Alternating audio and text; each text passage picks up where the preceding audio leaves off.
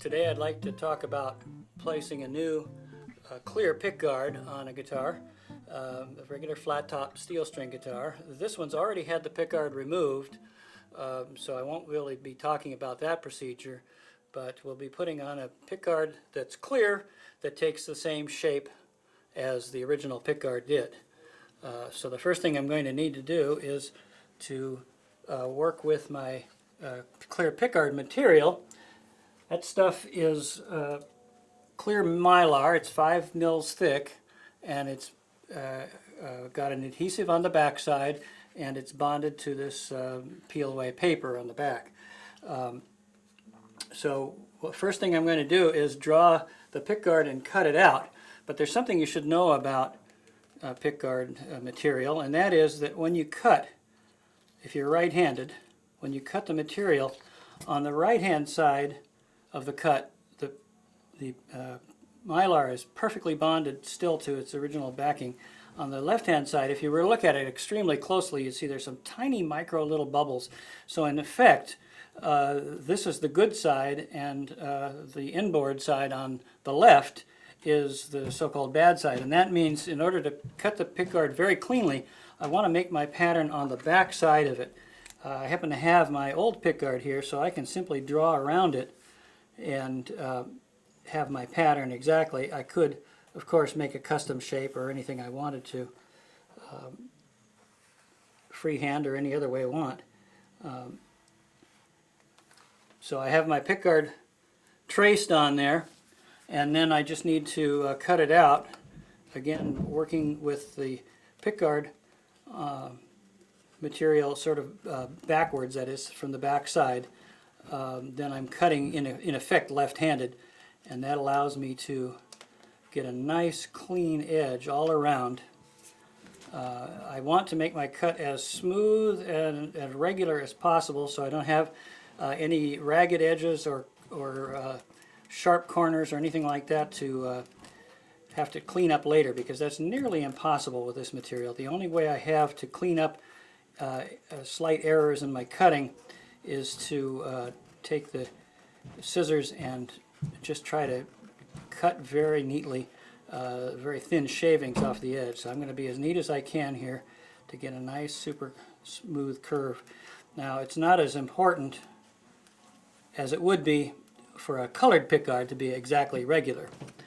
Okay, so I've got my pickguard material cut, and the next thing to do is just peel it and stick it on.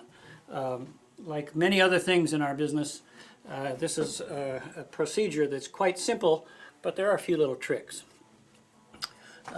First off, I want to have I'm going to be using a little water underneath the pickguard, and I want to have my guitar set fairly level, and so I'll use a neck rest. And if you're working on instruments at home, as I do often enough, I just use a bath towel with a rubber band around it as a neck rest. It works very well, and I can adjust the height so that I can see if I have a tendency of the water to run off. Okay, so I've got the guitar quite level now, and next thing I'm going to do is stick a rag inside. My rag happens to be an old cloth diaper, but any rag that will do the job of soaking up any dribbles that might slide inside.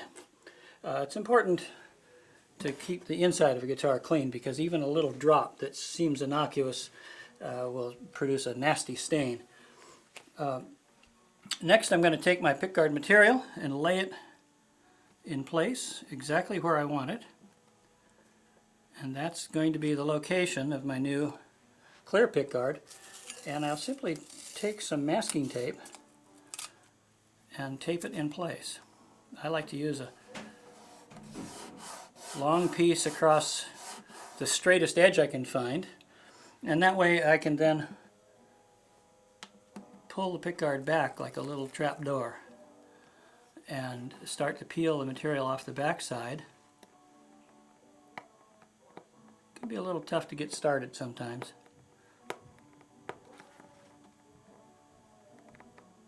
In fact, it can be very tough to get started.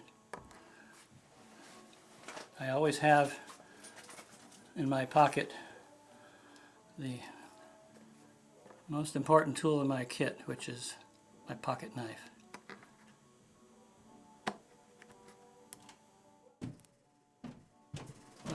Okay, I can peel the material back. Now I have my pickguard opened up. I've made sure that everything is completely clean and no dust particles or anything. Now I have some water that's got just a few drops of liquid detergent in it, and I'm running a little bit, so I'm going to prop it up a bit more.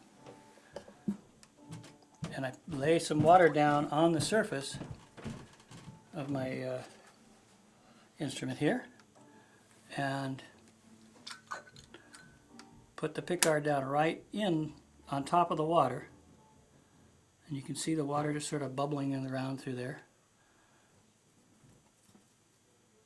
I switch the water off, not pick up any extra.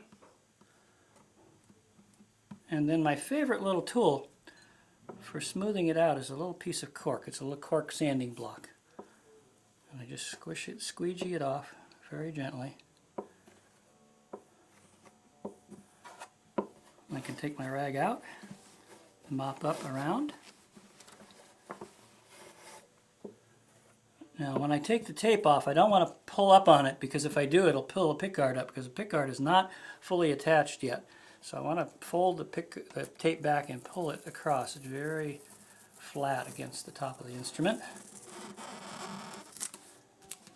And now I can continue squeegeeing until I have the pickguard down extra tight. Any little residual moisture that's underneath the pickguard will slowly be absorbed through the finish over the next few weeks. But that's so little that you never even see it.